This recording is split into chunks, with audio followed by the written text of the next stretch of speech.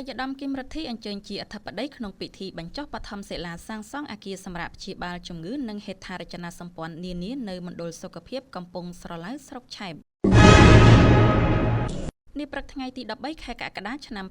2026នេះឯកឧត្តមគឹមរដ្ឋាភិបាលអភិបាលខេត្តព្រះវិហារបានអញ្ជើញជាអធិបតីក្នុងពិធីបញ្ចុះបឋមសិលាសាងសង់អគារសម្រាប់ព្យាបាលជំងឺនិងហេដ្ឋារចនាសម្ព័ន្ធនានានៅក្នុងបរិវេណមណ្ឌលសុខភាពកំពង់ស្រឡៅស្ថិតក្នុងឃុំកំពង់ស្រឡៅ1ស្រុកឆែបដែលមានការចូលរួមពីតំណាងអង្គការទស្សនពិភពលោកអន្តរជាតិ World Vision និងតំណាងក្រុមហ៊ុន Grem ដែលជាដៃគូសហការឧបត្ថម្ភព្រមទាំងមន្ទីរអង្គភាពពាក់ព័ន្ធក្រុមគ្រូពេទ្យសិស្សានុសិស្សនិងប្រជាពលរដ្ឋយ៉ាងច្រើនកុះករនាឱកាសនោះតំណាងអង្គការទស្សនពិភពលោកអន្តរជាតិបានថ្លែងការបដិញ្ញាចិត្តបន្តសហការជិតស្និទ្ធជាមួយរាជរដ្ឋាភិបាលកម្ពុជានិងអាជ្ញាធរគ្រប់លំដាប់ថ្នាក់ដើម្បីលើកកម្ពស់គុណភាពសេវាសុខាភិបាលនិងសុខុមាលភាពសហគមន៍ប្រកបដោយចីរភាពព្រមទាំងសង្ឃឹមថាក្រុមហ៊ុន Grab នឹងបន្តផ្ដល់ជំនួយគាំពារសង្គមជាបន្តបន្ទាប់ទៀតជាមួយគ្នានេះលោកកាន់ឈុនណាតតំណាងក្រុមហ៊ុន Grab បានគូបញ្ជាក់ថាដោយមើលឃើញពីការលំបាករបស់ប្រជាពលរដ្ឋតាមតំបន់ព្រំដែនក្រុមហ៊ុនបានបង្កើតមូលនិធិ Grab ឡើងជាមួយអង្គការ World Vision ដោយផ្ដោតលើវិស័យសុខាភិបាល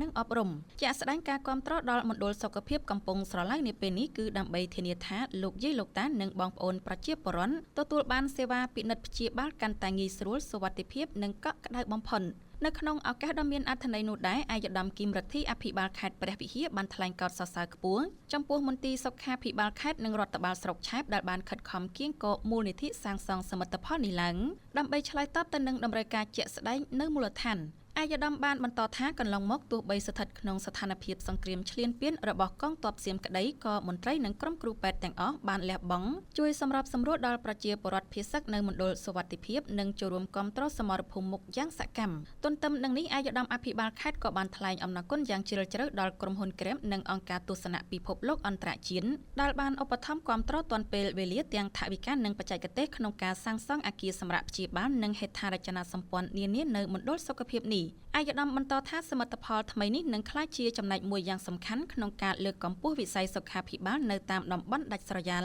និងតំបន់ព្រំដែនឲ្យកាន់តែខិតជិតប្រជាពលរដ្ឋបន្ថែមទៀត